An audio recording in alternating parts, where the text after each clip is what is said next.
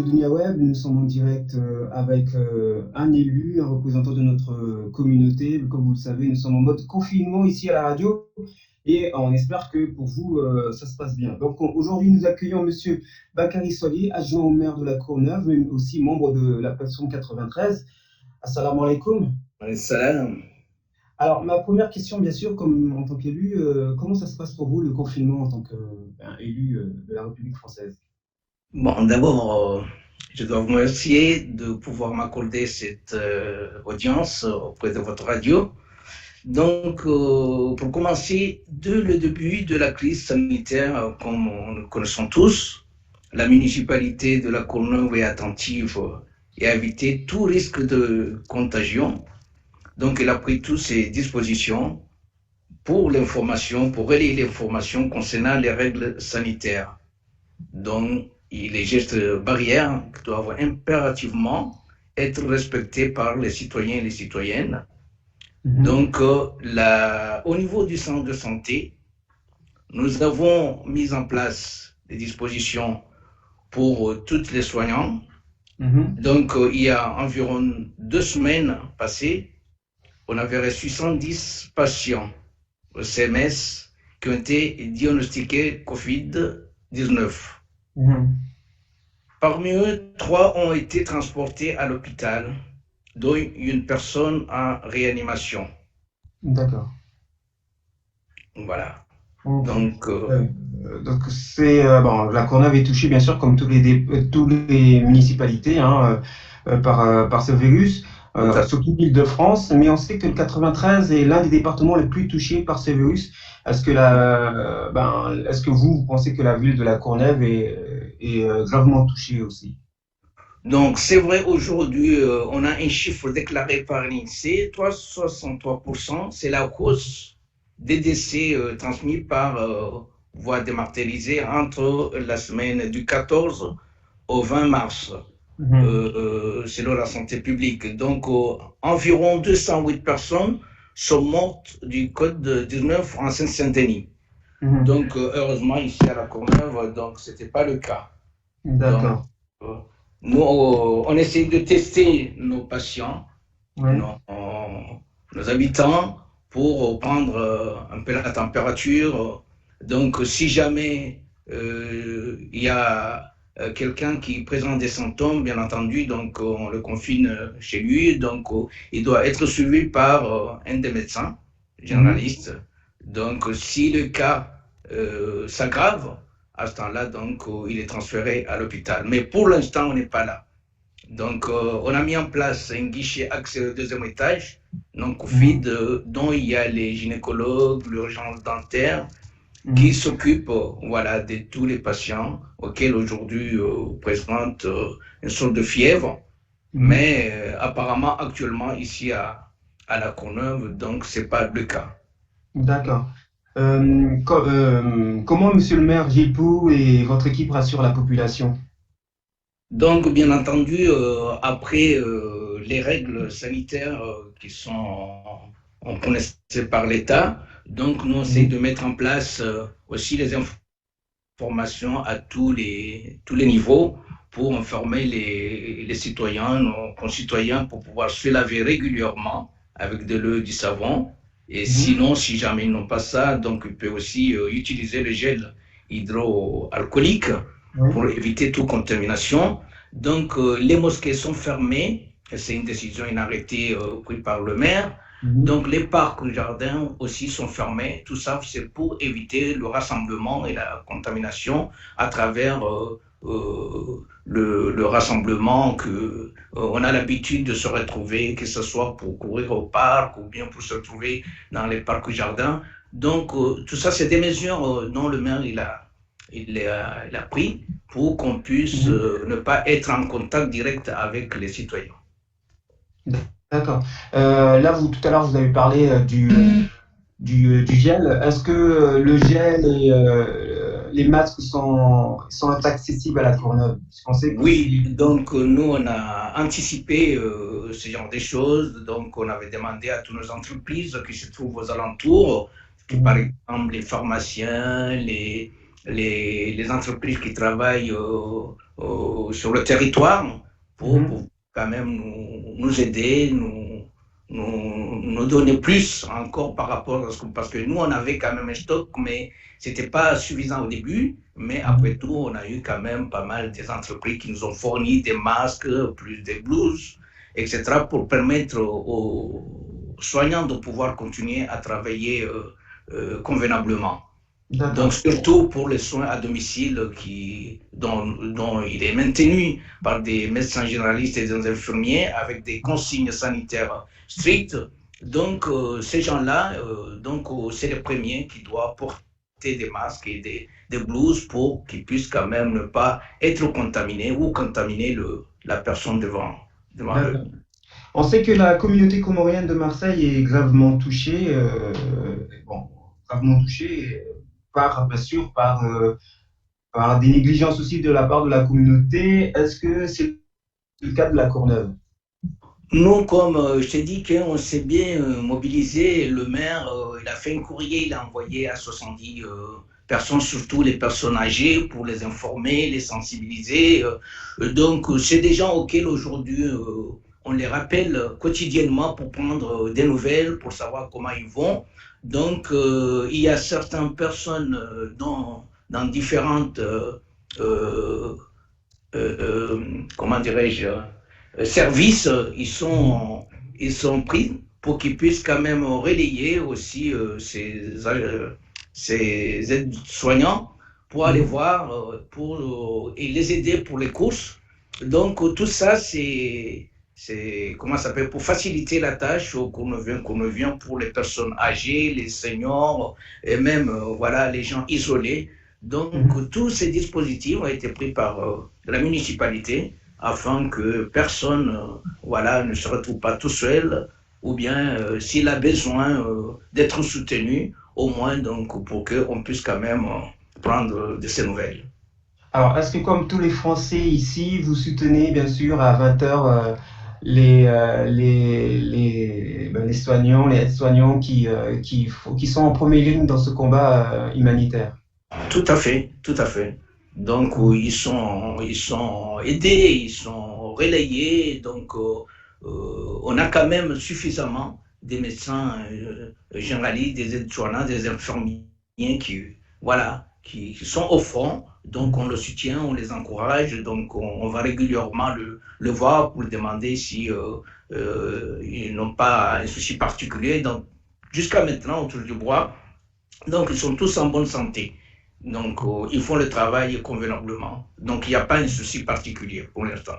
Inch'Allah. Alors, on sait que, on ne sait pas si on est au pic de ce pandémie, mais on peut espérer qu'elle va rapidement se terminer. Comment imaginez-vous l'après-confinement, en fait? Bon, après l'après-confinement, bien entendu, donc des dispositifs sont en cours actuellement pour continuer toujours à soigner nos patients convenablement. Donc, on ne va pas arrêter, surtout qu'on a quand même des maladies chroniques, dont les personnes diabétiques, il y a des personnes âgées qui présentent aussi des dialyses, etc. Donc, ça, c'est des maladies qui sont là et qui vivent avec. Donc, nous, on doit continuer toujours à soigner les nôtres. On ne va pas le laisser. C'est pour cela que, à part cette maladie, cette crise sanitaire, mais nos patients sont suivis régulièrement par nos médecins. Donc, on continuera le travail. C'est pas parce que, un jour on nous dit que bon, maintenant le confinement est fini, qu'on doit arrêter. Donc, on va essayer quand même de continuer à sensibiliser, à communiquer les gens pour qu'ils puissent quand même les rassurer. Et en attendant que, franchement, il y aura quelque chose que la vie normale revienne, pour qu'on puisse dire que, au jour d'aujourd'hui, donc il n'y a pas d'inquiétude. Mais sachant que toujours, il y aura d'autres maladies qu'il faut toujours se soigner. Donc, cela n'empêche, mais à ce temps-là, donc, on va continuer toujours à soutenir nos patients comme on le fait quotidiennement. D'accord. Pour terminer, est-ce que vous demandez un aide particulier à l'État pour pouvoir continuer la lutte contre la prévention par rapport à cette maladie, mais aussi des renforcements au niveau hospitalier de l'hôpital dans le 93, puisqu'on sait qu'à un moment, la politique de l'État était de réduire les coûts de l'hôpital. Maintenant, on voit les conséquences. Est-ce qu'au niveau de la Courneuve, au niveau du 93, vous pensez qu'il y aura une aide de l'État pour pouvoir subvenir aux besoins de l'hôpital et ses travailleurs? Bien entendu, donc, comme dans tous les départements, ils ont sollicité l'aide de l'État. Donc, nous savons très bien qu'aujourd'hui, la Seine-Saint-Denis a été beaucoup touchée par une hausse des décès et bien entendu, si ces matériaux étaient arrivés à temps, donc on ne serait pas là aujourd'hui. On sait très bien que les inégalités, voilà, est là. La preuve que par rapport à cette crise, donc on a vu que la Seine-Saint-Denis a été touchée et qu'on n'avait pas suffisamment de matériel pour sauver des vies. Mais n'empêche qu'au jour d'aujourd'hui, bien entendu, donc comme dans tous les départements, ils ont demandé à l'État de pouvoir les aider rapidement pour continuer à travailler dans de bonnes conditions. Donc on n'est pas les seuls, bien entendu, mais on a essayé de démontrer comme quoi les inégalités n'arrêtent pas de continuer à creuser, surtout dans un département comme le nôtre, un département plus jeune, mais aussi il y a une forte population, 30% de la population en moins de 30 ans, tu vois. Donc c'est pour te dire que c'est un territoire très jeune, mais malheureusement, donc, il y a quand même du travail. Il y a quand même du travail. Alors, pour terminer, on a encore deux, trois questions. Est-ce que vous avez des nouvelles du pays? Puisque vous savez que vous travaillez aussi avec des élus des Comores, avec l'État comorien, pour promouvoir la culture, mais aussi des actions au niveau avec les associations comoriennes. Est-ce que vous prenez des nouvelles de là-bas pour savoir comment ça se passe? Et est-ce que vous êtes étonné